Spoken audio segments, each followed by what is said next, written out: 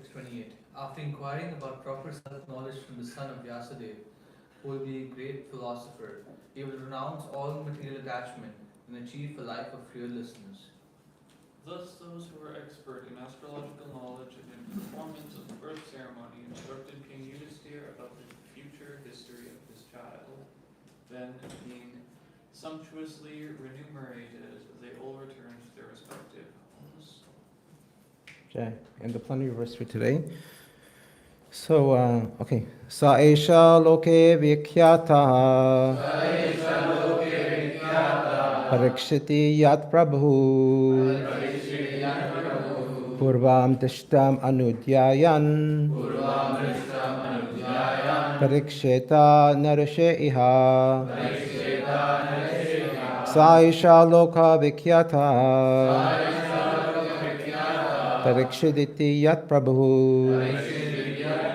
Purvam drishtam anyudyayan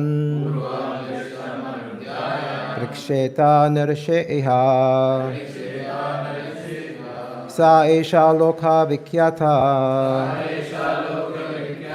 priksha ityat prabhu iti yat purvam drishtam anyudyan priksheta narshe iha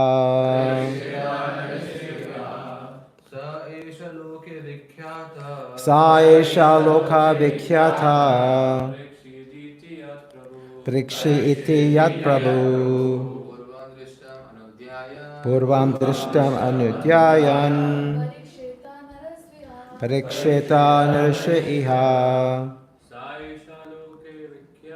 Sa esha loke vikhyah Parikshi iti yat prabhu Purvam drishtam anudyayan Pariksheta narisheha. Translation, read it all together. By his son, who become famous in the world as Parikshit, examiner, because he would come to examine all human beings in a search after that personality whom he saw before his birth. Thus he would come to constantly contemplate him. Prabhupada, Srila Prabhupada, Jai Srila Prabhupada. You read the purports? Yes. Okay. Maharaj Go back and forth. fortunate as he was, got the impression of the Lord even in the womb of his mother, and thus his contemplation on the Lord was constantly with him. Once the impression of the transcendental form of the Lord is fixed in one's mind, one can never forget him in any circumstance. Child Parikshit, after coming out of the womb, was in the habit of examining everyone to see whether he was the same personality whom he first saw in the womb. But no one could be equal to or more attractive than the Lord, and therefore he never accepted anyone. But the Lord was constantly with him by such examination, and thus Maharaj Parikshit was always engaged in devotional service of the Lord by remembrance. Sure, go ahead. Srila Jiva Goswami remarks in this connection that every child, if given an impression of the Lord from his very childhood, certainly becomes a great devotee of the Lord like Maharaj Parikshit. One may not be as fortunate as Maharaj Parikshit to have the opportunity to see the Lord in the womb of his mother. But even if he is not so fortunate, he can be made so if the parents of the child desire him to be so. There is a practical example in my personal life in this connection. My father was a pure devotee of the Lord, and when I was only 4 or 5 years old, my father gave me a couple of forms of Radha and Krishna. In a playful manner, I used to worship these deities along with my sister, and I used to imitate the performances of a neighboring temple of Radha Govind. By constantly visiting this neighboring temple and copying the ceremonies in connection with my own deities of play, I developed a natural affinity for the Lord. My father used to observe all the ceremonies befitting my position. Later on, these activities were suspended due to my association in the schools and colleges, and I became completely out of practice. But in my youthful days, when I met my spiritual master, Sri Srimad Bhakti Siddhanta Saraswati Goswami Maharaj, again I revived my old habit, and the same playful deities became my worshipable deities in proper regulation. This was followed up until I left the family connection, and I am pleased that my generous father gave the first impression which was developed later into regulative devotional service by his divine grace. Maharaj Prahlad also advised that such impressions of a godly relation must be impregnated from the beginning of childhood. Otherwise, one may miss the opportunity of the human form of life, which is very valuable, although it's temporary like others. Jai. Om Tat Sat. Jai. So today's class, I thought what to discuss. And the topic, you can write it down if you like, is absorption Krishna to his holy name, Kirtan and Smaranam. Now, the question is, I'll repeat again, the absorption of Krishna through his holy name, Kirtan and Smaranam. So, how does this connect to what we just discussed? And more importantly, we'll take a quick vote. So I'd like your audience participation here. Now, I'll ask you, what is more powerful? What I mean by what is more powerful? What is more beneficial to us? So you can raise your hand. You only get one vote. You can put your hand up if you think Kirtan is more important or Smaranam. So how many people think that Kirtan is more important? You can raise your hand. Okay, 1, 2, 3. Okay? More important than More important than Smaranam, remembering Krishna. Does that change the vote? Yeah, same? Still 3 people? Okay, how many people think that Smaranam is more important? Okay, so the majority think that Smaranam is important, about 8 or 9. Okay. All right, so we'll get into that answer in a moment. So the theme of this purport that we just read, 1 to 30, is that Parikshit Maharaj became famous as Parikshit because he was an examiner, okay, searching for the Lord whom he saw before birth. And purport emphasizes the importance of the impression of Krishna at a very early age. And when that happens, then that basically serves us lifelong in terms of smaranam, remembrance. And the key point is that if we see or remember Krishna's form created by this powerful absorption that Maharaj Parikshit had in the womb, in this age of Kali Yuga, then through the practical process. So smaranam is more with the use of the mind, whereas the more practical process is using the mind, word, and tongue through kirtanam, Krishna's holy name, that will naturally lead us back to smaranam. So it's a cycle like that. All right, now in the earlier verse that you read maybe a day or two ago, in the 7th verse of this chapter, the word vira comes up. Does anybody remember what the word vira means? Veer, like you remember. Fighter, right, thank you. So vira means one who is a great fighter, okay? Like that, that's one of the qualities mentioned in the Nectar Devotion, vira. So why is this important is because we know that Maharaj Parikshit, just to give a quick background, I know you've been focusing on this chapter for a while, but because he was a Vira, he was able to bear this unbearable heat of the Brahmastra that was sent by Ashwatthama. So this heat, not to mention the fact that he's protected by Vishnu, but the heat of Brahmastra was so unbearable that an ordinary person like us could not bear that. Because he was a Vira, he could bear this unbearable heat. And similarly, because of that, we have the Nirjala Pandavikashi coming up in a few days, but he was able to do that for 7 continuous days and nights, okay? Imagine someone who can do that for 7 days and nights. If you die, but he was able to do that. And yet, beyond that, he was able to maintain complete focus on Bhagavatam and answer very deep questions. Okay? He did not sleep, he did not take even a drop of water, and he did not eat anything, but his focus was completely on the Bhagavatam. That's a Vira. That's the definition of a Vira. So therefore, the fact that he was thirsty in the jungle when he went to the ashram of Shamika Rishi is just a minor point, okay? Because how can he be thirsty and then go for a complete fast for 7 days? So the fact that he was so-called thirsty was just to create the environment for us that we could hear the Bhagavatam. Is that okay then? So these things are superficial, these things are external, like that. So sometimes when you do the Bhagavatam, there's an external explanation and there's an internal explanation like that, okay? And we go for, as Gaudiya Vaishnavas, we keep both in hand. And then verse 27 was that he was cursed, okay, by this young sage, like that, Shringi.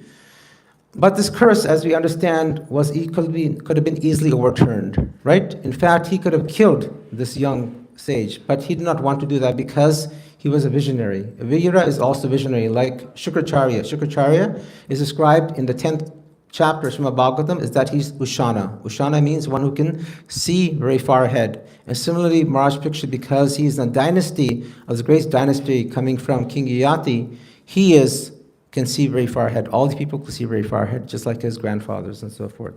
That's why. Okay, so once again, what is the meaning of Prishit? Anyone can say? Examiner, right, one who takes a test. And what was he testing? What was he looking? Yes, he was trying to see if there's anyone else that can be as the same as the one I saw in the womb of my mother Uttara.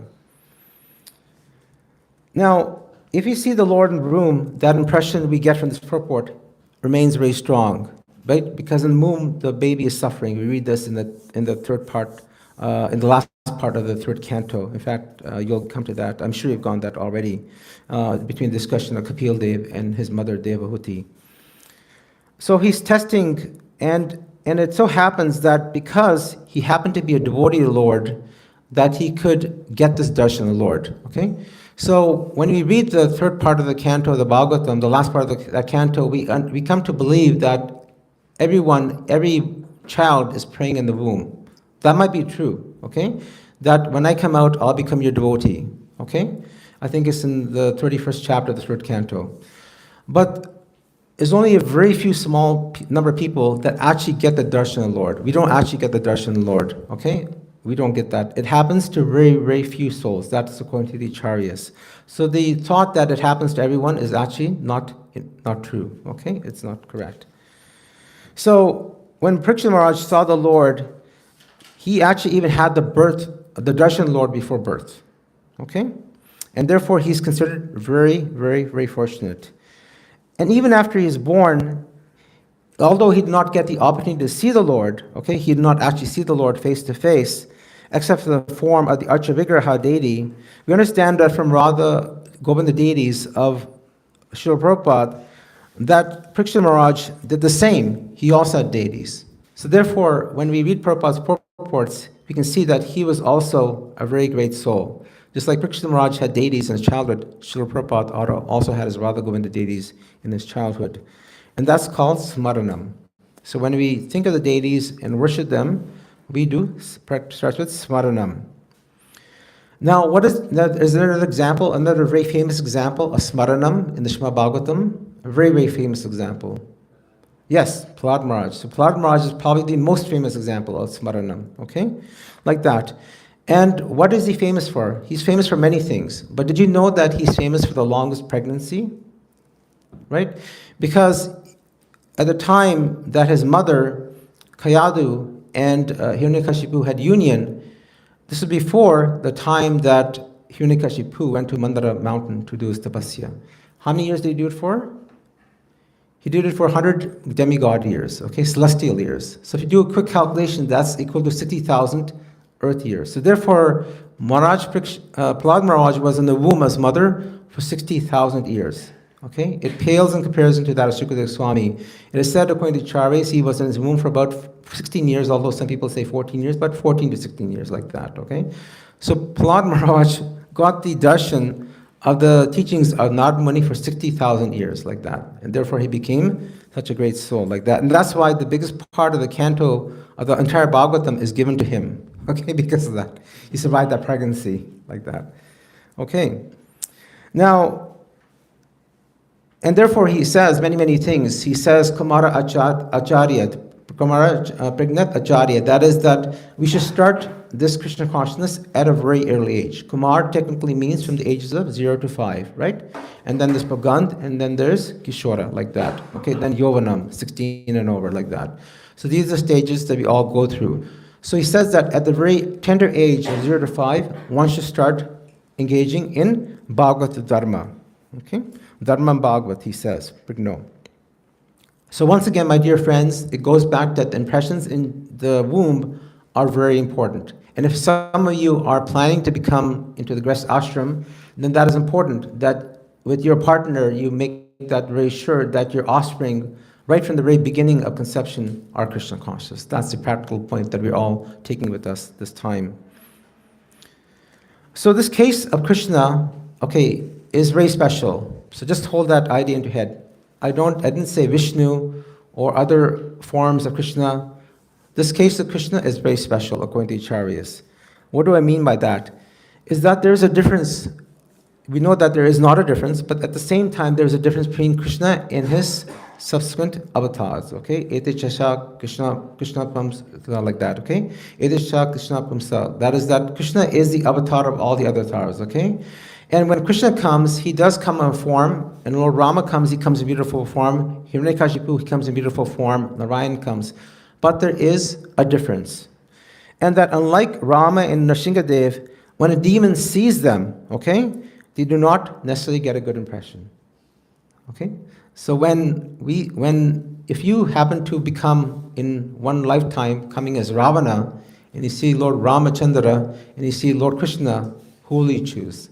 If you had a choice. Krishna. Why?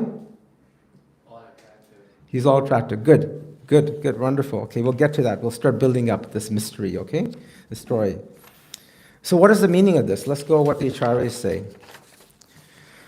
And I wrote these notes because I didn't get a chance to prepare the class. I just wrote them down, and that's why I'm reading off them. So please forgive me. So demons see that Rama and Nrsimhadev, for example, they think of them as a very great opponent. That person is my enemy.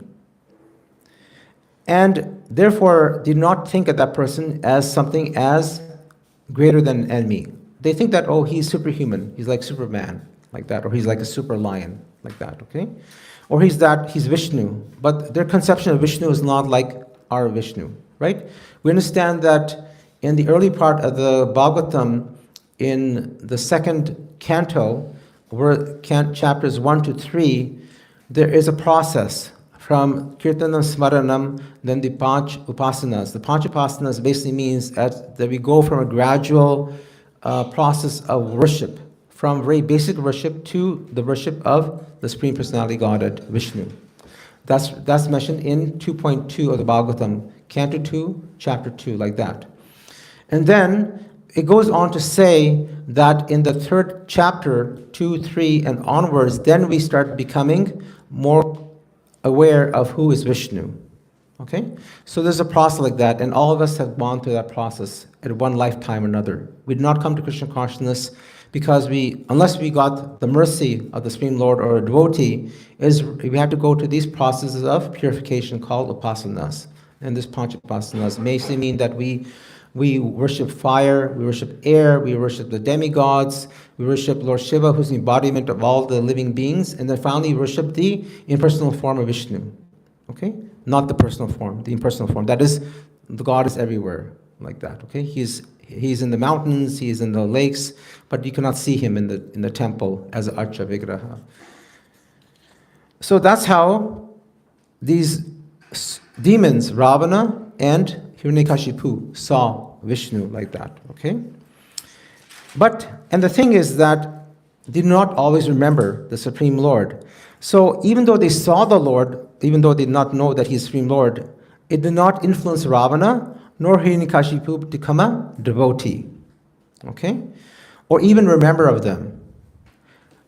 On the converse, Krishna, when he comes, the demons, yes, they do not drop bhakti, right? We don't see Kamsa offering arati, offering bhoga. He doesn't do that, okay? Let alone, go against the gopis or Vrindavan. He doesn't drop bhakti. But the specialty of Krishna is that the demons, once they see Krishna, they can never forget him. Okay? They can never forget him. His form and his nam. They can never forget his form and nam. Okay? If you read the life story of Kamsa, he was always, once he saw Krishna, he always thought of him, especially when Krishna came to Mathura. His fear of him greatly enhanced, but his smaranam also greatly enhanced, and his kirtanam also. He was always on his tongue. He had the name of Krishna, okay? Like that. He's this Krishna. When he's going to come kill me? Is he behind the corner? Is he in his mirror? Is he behind this goat? Is he in the food that I'm eating? Is he in the clothes that, my minister has given me? He's very suspicious of this so-called personality of Krishna. So he's always thinking and chanting Krishna's name. So Kamsa was always absorbed in that, even though his absorption was that of not of bhakti, but of hatred and fear. Okay? Like that. But 24/7, he was more thinking of Krishna than you or I, certainly myself, okay? Maybe, I'm sure you people are always thinking of Krishna, but I'm not, okay? So he was doing Krishna Smaranam and Krishna Kirtanam, like that, okay? Similarly, another person, related to him was Shishupal. Shishupal was also like that. He said, oh, this Krishna is my relative, you know? He's a rascal, he's a cheater, right? I have to expose him in the sacrifice, in the Rajasuya sacrifice. I have to expose who he really is. So Shishupal was also thinking of Krishna like that, just like Kamsa. So although these two people hated like anything, they hated Krishna more than we can ever hate him, they hated him like anything, but they were completely absorbed 24/7 in thinking of him and uttering his name. Is that okay so far? All right. But again, that was not the case of Ravana and Hiranyakashipu. Nor were they absorbed 24/7, nor did they utter the names of Rama or Nrsingadev.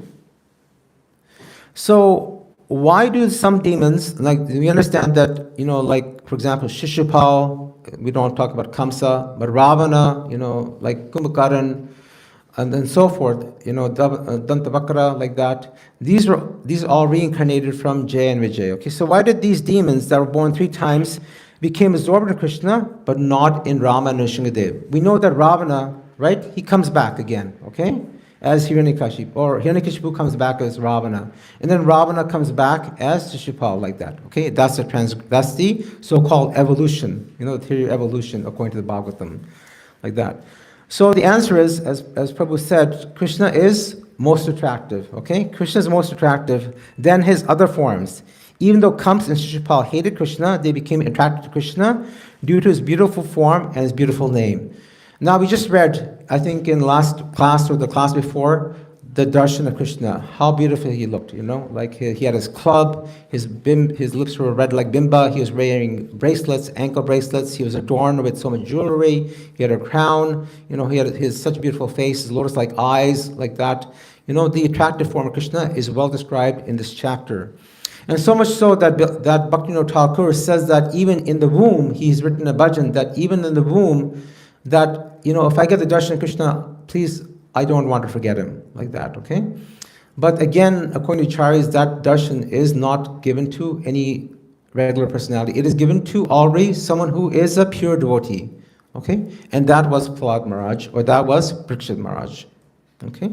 Like that.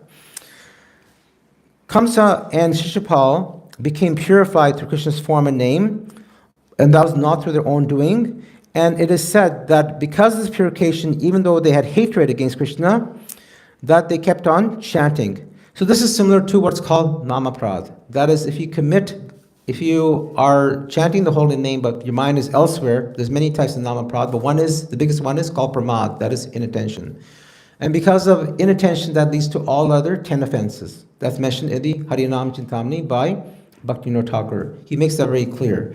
So in fact, he puts that last offense as one of the, I think, 7th or 8th offense, and the last offense, that we should not maintain material attachments, as the 11th offense, according to the Harinam Chintamani. But that's another point of discussion. The point is that when you do namaprad, the cure for that, the basic cure is to keep on chanting. Okay, you do not stop chanting, you keep on chanting, taking the medicine like that. And similarly, that's what Kamsa and Shishupal did. And they became, you know, fixed on the absorption of the Lord. So what is the final result? Do you want to hear the final result of Kamsa? So this is what happened to them. Of course, there is some fruit derived from this discussion. According to Nectar Devotion, there are 5 special qualities of Vishnu versus that of Shiva, right? We understand that Krishna has 64 transcendental qualities, okay? Brahmaji has up to 50 transcendental qualities, okay? Similarly, the Devatas and lower forms like ourselves can get a part of those 50 qualities. We cannot achieve the degree to which the Devatas can, and certainly not to the full extent of Brahma, but we can achieve a partial of that. So when we do the math, Brahma can get a score of 78% on a test, okay? And then Shiva can get 55 out of 64. That's about, 84%? Okay, Vishnu or even Ramachandra can get 60 out of 64. They can get about 90 plus, okay? But only Balaram and Krishna can get 64 out of 64, okay? Balaram has 64 qualities, Krishna has 64 qualities, no difference. Is that okay? So going back to the point that these special qualities of Vishnu has extra 5 qualities, okay? Shiva has 55 out of 64, and Vishnu has 60 out of these 64. See, Zikr 5. What are these qualities? You can go to the Bhakti Rasamrita Sindhu Nectar Devotion and get these qualities. So the key of these 5 qualities that Vishnu has, one of them is that the destination of whomever he kills, that destination is always good. Okay? They do not go to hell. They go to something, as like for example, Shiva tells Parvati in that famous verse in Canto 6:17, Swarga Apavarga, like that. They go to higher destinations, So they went to higher destination. That is the mercy of Vishnu. Now, what is that destination? Whether it is the Vaikuntha planets or whether it is like Brahmalok, no, certainly beyond this material world. But they go to higher destination, or Swargalok, it's possible, but it's actually not mentioned. When you read it, it's actually not mentioned in the Nectar Devotion. But one thing is they definitely do not go down. They always go up like that. So when Nrsimhadev killed Hiranyakashipu, he was born as Ravana. Now you may say, well, that's not such a good thing. He was born Ravana. But if you look at Ravana's life, he had all wealth. Like right that he was taking gold from Brazil and from bringing it back all to Lanka. That's mentioned by Srila Prabhupada in his purports, right? He had a tunnel going through the earth all the way from Lanka to Brazil, like that, okay? And therefore, Srila Prabhupada writes that nowadays, although they haven't said it, we think it's South Africa, but Brazil has a lot of gold, okay? It has a lot of gold. Probably doesn't know that, being underneath the Amazon, okay? But they might start digging under the Amazon. They might find gold like that. And then he came as Ravana, so he's very powerful, very wealthy, very opulent. And then Lord Ramachandra killed Ravana, then Ravana was born as Shishupal. And Shishupal was also a very great king. He enjoyed like anything, okay? We don't read much about him, but he enjoyed like anything. So therefore, they got a better life. They got some material benefits. But either of them went to hell. But when he killed Shishupal, what happened? A, he did not go to hell. B is that he also did not return, right? Shishupal did not return. Where did Shishupal go? He went back upstairs. He went back up to the spiritual world. Okay? He went back up to the spiritual world as Jaya. Jaya and, of course, Dantavakra as Vijaya. Because he always thought of Krishna and never, even though in his hatred, and therefore he got the perfect result. Another very common example is Putana. Right? Putana came as a gopi nurse. Okay, we call him a gopi nurse. She came dressed as a gopi, and she wanted to nurse Krishna. But of course, she was hateful of Krishna, like anything. She wanted to kill Krishna. Well, what did she get? She became a datari. She became a nurse, right in Rajdham, up in the spiritual world. So that's the extent of the mercy of Lord Shri Krishna that other forms cannot give. Nor Lord Ramachandra, Vishnu, Narayana, or other forms Nrsimhadev cannot bestow upon their demon-like devotee. Is that okay so far? Okay. So let's come back to the point of smaranam and kirtanam. So from this we understand that these so-called demons, or these demons I shouldn't say so-called, they are demons, okay? The smaranam is very, very, very beneficial, as you all said, voted for Jivatma. Of course, remembering any form of the Lord is very wonderful. Prahlad Maharaj was focusing on Vishnu. He was meditating on Vishnu. But, my dear friends, it is much, much easier to meditate on Krishna. Because when we think of Vishnu, right, we think of Vishnu in the form of, more like a kingly form. Whereas when we read the Krishna book, we think of Krishna, oh, he might be just around the corner. He's upstairs in the altar, but tomorrow he might be running around somewhere in the temple, like Jagannath. Jagannath Rath Yatra is coming up. He might be getting dressed as Jagannath. In a week, we won't see him. He'll be giving his darshan 2 weeks from now, like that, on Young Street, like that. So Krishna is more playful. He has more variety. He has more ras, like that, okay, than Vishnu. Vishnu is, of course, he has that, but it's easier to meditate on Krishna because of his all-attractive form, his akarshana, like that. That's why he's known as Krishna. And that's why when we do the Srimad Bhagavatam in Kali Yuga, the important thing in Bhagavatam is that we do smaranam for the aspect of kirtanam. That's the Yuga Dharma of this age. Smaranam leads to kirtanam. When you read the Bhagavatam, that is a form of kirtanam. Kirtanam means whenever we glorify the Supreme Lord, through class, through our japa, loud or soft japa, like that, or especially when you go out on the streets, sankirtan, That is all called kirtanam. Kirtanam means to glorify the Lord. And the last part of this, we have to finish soon. The last part is that the deity form versus Krishna's form. Now, even though the Lord is not present before us personally, we do have his Archa Vigra form, like that. We have him upstairs. The other way to remember Krishna's name is through his holy name. Okay? And that is the Yoga Dharma of his name.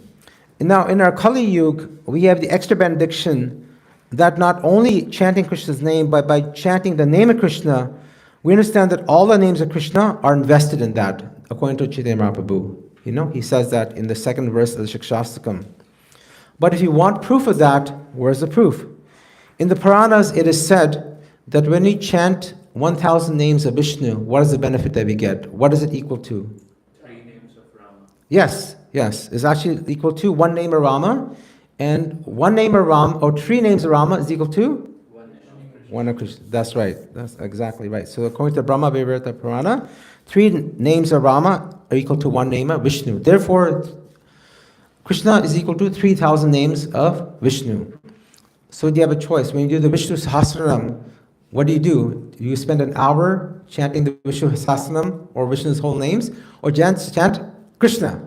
It's so easy, so attractive, so easy, right? And Jiva Goswami says it's so easy, right? Because Krishna consciousness seems hard, but if you get into it deeper, it becomes very easy, depending on your degree of surrender, and depending on degree of sincerity, and depending on your degree of the mercy of the Lord, your Guru, and all your, mentors like that, your inspires. So far, earlier we said that Krishna Smaranam is important. And why not just Krishna Smaranam? Is because both go hand in hand, okay? That is, Kirtanam is powerful, and Smaranam is powerful, both go together. And Sanatana Goswami says that we cannot separate these things from each other. Just like we cannot separate milk from water, right? Unless you're a Hamsa, you cannot do that. It's not possible to do that. So similarly, Smaranam and Kirtanam go hand in hand. But there's a problem. The problem is with Smaranam, sometimes, like if you're a yogi or a jnani, any yogis here? I see all these people that they look like yogis, rishis, great people, right? No, we're not yogis, we're bhaktas, okay? What happens is that when you do Smaranam as a jnani, it takes a long time, right? You have to do yama, niyama, asana, we have to make a proper asana. Then we have to do pratyahara, pranams, breathing exercises, then dharana, like that, dhyana, and then we reach samadhi. So it's a long process. And when something's long, there's no guarantee that you'll get the benefit at the end. Okay? So that's a danger with smaranam as a yogi. But on the converse, if you simply chant Krishna's name, there's no preparation required, no time, place, or circumstance. Similarly, if you do that, simply by chanting Krishna's name, that is the most direct and guaranteed path to the Supreme Lord. What you'll get to the Yoga Yudra form that we listen in chapter 6, the Dhyana Yoga, you'll automatically get by just chanting the Hare Krishna mantra. That's the power of this. And therefore, in the Padma Purana, it is said that Smartiyam Satatam Vishnu Smartiyav Na Jatu Nasid. That is that we should always, whatever we do in Krishna consciousness, the whole purpose is to always remember Krishna and never forget him. Thank you. Vismrita. That is, we should always smaranam. Vismritam means to forget him. V means without.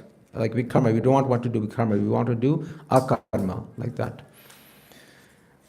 Okay. So, to end, my friends, it is said that Krishna is the origin of Vishnu and he should all be remembered and never forgotten according to the Padma Purana. And the flow chart is that when kirtanam, it helps to lead to smaranam. When you do smaranam, it helps us do kirtanam. And when we remember the Lord, then we desire to chant his name even more and more. So therefore, at the end, the more kirtanam we do, the more smaranam we do, the more smaranam we do, and the more kirtanam we do. So therefore, both answers are correct. But what age are we in? We're in age of Kali. And what is the Yoga Dharma for this age? Harinam Sankirtan. So Kirtanam is more important for this age, like that. All right, so the people that put up their hands, yes, they'll get some extra prasadam or whatever we have from the Sunday feast today. Kheer, I hope there's some kheer today. All right, so with that we can close and we'll leave the last 8 minutes for question or comments or reflections or anything that you'd like to add. Thank you so much. Hare Krishna. Grantarashima Bhagavatam ki jai. Srila Prabhupada ki jai. Bhakti Academy ki jai. Hare Bol. Yes, Prabhu. Hare Krishna. First of all, thank you very much for the wonderful class. Hare Krishna. All The glories to Prabhupada. question that I had is, in between the class you were mentioning about the 5 forms, like before we reach to actually doing... Panchapasanas? Yes, 5 Yes. vasanas. Yes. So, about the one where impersonalism is very strong, where they see like God everywhere except deities. At that time, what we should feel about them, like how we should treat them, because they are seeing at the end God everywhere, but they are not agreeing that deities are God. They are totally same. But we know now that okay, they are in the 5th stage of that process. Mm-hmm. Yeah. What we can do so that they can like directly jump to devotional service, or what should we have a So suppose tonight I know you dispute Bhagavatam for the Bhadra Purnima, you've done it very nicely. So suppose I come into temple and I say, oh, I see Krishna everywhere. Do you see him? You say, no. I said, no, I can see Vishnu everywhere. He's in the staircase, he's on the floor, he's at the reception desk, he's everywhere. So what are you going to tell me? How are you going to talk to me? Right? I see Vishnu everywhere. I see him on Young Street. I see him on Avenue Road, Roxbury Road. He's everywhere. He's in the trees. He's in Ramsden Park. What are you going to tell me? see in Bhagavad? You can see him in Bhagavad. Yes. Yes. If he's there, why is he not in the Bhagavad? Yes. Yeah. So why is he not in Prashadam? So somehow give him a book, give him a Prashadam, some way that you will not offend that personality like that. Because sometimes we challenge them and say, well, that's not correct, sometimes I've done that, when we do book distribution. They say that I know everything, I know more about Vishnu than you do. Then you start getting a little, little antsy, especially when it's cold outside. And what are you doing with this Bhagavad Gita? What, don't you have any work to do, don't you have a living or anything like that? They say, I know everything, Vishnu is in you, Vishnu is in me, Vishnu is in everybody, don't waste time with me. That's their mantra, okay? Like that. So yes, you can give them Bhagavatam, you can give them Prasadam, some way that, like that, give them the holy namesake. Oh, well, that's nice. Then if you see Vishnu everywhere, we'll have a big, big bang, festival tonight. Come tonight and you can engage in that, like that. But then the main thing that I want to ask is how we should feel about them, because... Oh, I'm sorry, I missed that point. No, Yeah. no, Prabhu, Yeah, we should feel in our heart, we should feel compassionate. That they are making an attempt, but they're going the wrong direction, right? Like if suppose you're driving a bike, you're on a bike, and you go down you see a car coming down opposite to you, but you're going the right direction, but the car is coming in a one-way street. What will you do? You'll stop them somehow. Otherwise, that person will meet a serious accident, right? So we have to somehow feel compassionate for them and give them something that, because we don't know, maybe next time they might not get the opportunity till another lifetime. Yeah. But do it in a very nice way, Very nice way. Thank you. Maybe someone can add to that. That's my thought. Thank you, Prabhu. Is that okay? Yeah. Thank you. Yes, Prabhu. Thank you. Actually, my question also was in a similar thought about impersonalism. That so the impersonalists, they also say that the form of the Lord is Maya as well. Yes. Because the Supreme Brahman is present inside, and that's what we're looking at, and not the form of the Lord. Yes. Right? And that's why they call Mayavadis, because they go to such an extent that Maya is everything is Maya in the end. Yes. So, how does our kind of opinion change in terms of an Archa Vigraha or the deity form? Do we look at the deity as the Lord has taken this material form to come in front of me so that I can serve him? Or should we just look at it as a transcendental form? Or how should we look at the deities, in terms of our perspective? Okay, very nice. So I can give an answer, but if you like an expert answer, Banu Maharaj, he's the authority on deity worship. And he gives a series of lectures on YouTube about that whole aspect that you just asked Prabhu, but how one should view the Archa Vigraha. So yes, Krishna and the deity form is so-called material, right? And the Bhagavatam, this lists that there are 8 types of, can be done 8 forms, in forms of painting, in the forms of mind, in the forms of brass, marble, stone, like that. There's like 5, 6 forms like that. But as devotees, we should see that this is the mercy of Krishna. Krishna has come in the mercy form. The Acharya is actually a mercy form for us to be able to see him. Because we cannot see Krishna, even though we might see Krishna when we meditate, we can only see him in the form that we have seen him before, as a mercy form, as a deity form. We've seen him in the picture, we've seen him in a temple, we see him in the altar, we see him in our house as Ishtadev. So that's the mercy form. And if we think of that, when you meditate on the form, then gradually Krishna makes us eligible to accept that is non-different from Krishna being right there and there with the Radharani. So slowly that maturity happens, right? Like, for example, if I give you some medicine and you might not have faith in the medicine, you might have faith in me, or vice versa. You might have faith in your medicine but not in the doctor. But until you don't see results, like you start seeing that, oh, I'm having good association, my job is improving, you know, my book score is increasing. You know, sometimes people use that as that they see that my bhakti is, thermometer is going up, right? Those things like that. I'm easier to wake up for Mangal Arati. Let's say that's a better one, okay? I'm not hoarding so much prasadam like that. So I'm thinking of Krishna more. Those are parameters by which we can see that, okay, we're advancing to see that Krishna on the altar is Krishna as it is. And that's why it is so important that we find a guru, and a guru teaches us deity worship. Deity worship is part of this system, okay? Deity worship, this Panchatarika Vidhi, is very important for us because we cannot go directly to Bhagavad Vidhi. Bhagavad Vidhi is chanting the holy names. Panchatarika Vidhi is deity worship.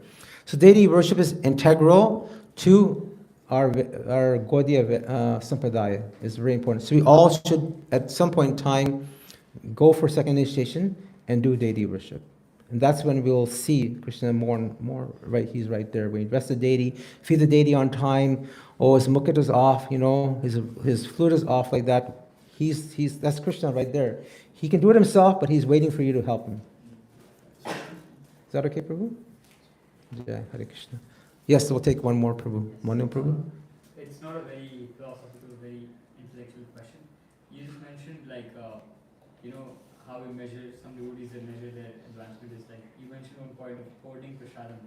So I was just wondering. That just came off the tongue. Yeah. So I see sometimes in the ashram also, sometimes devotee they hoard some prasadam, keep something which they like. Oh, this is getting a little warm. So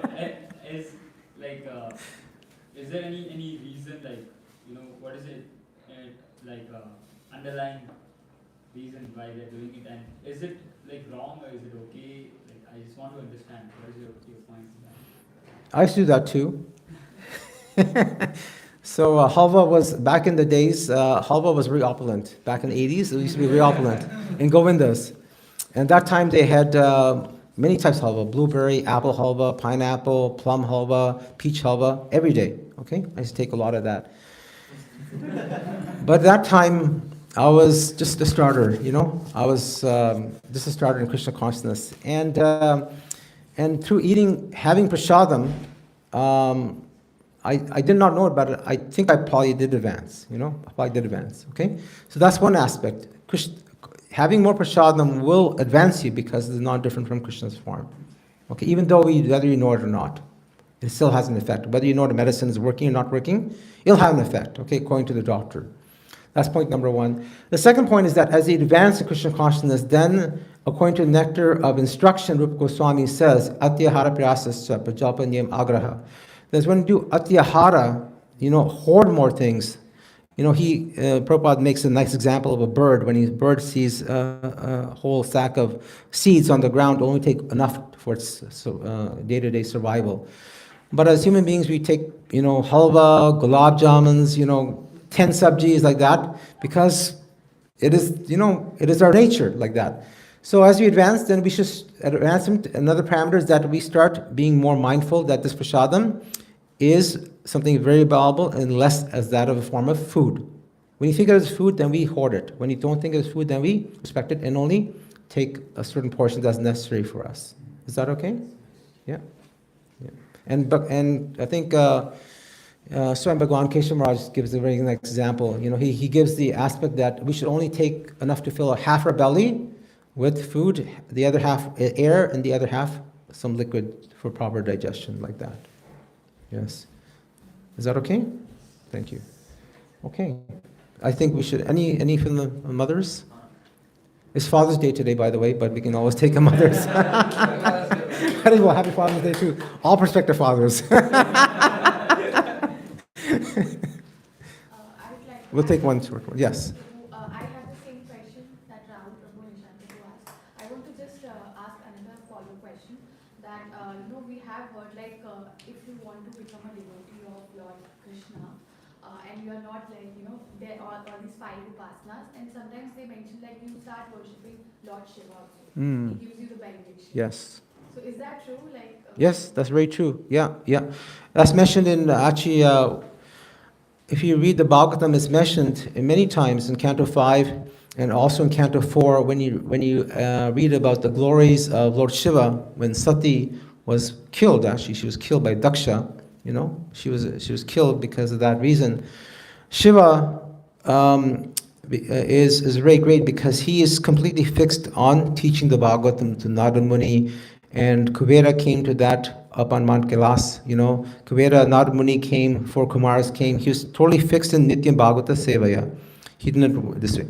So he's a pure devotee. Yes, but when we come to Shiv Bhagwan, if we desire that Shivji, please make him pure devotee of Krishna or Ramachandra, he'll do that because on his name is Rama Rama Rameti, like that. He is always chanting the name of Krishna and Lord Ramachandra. And also on his head is the crescent moon, right?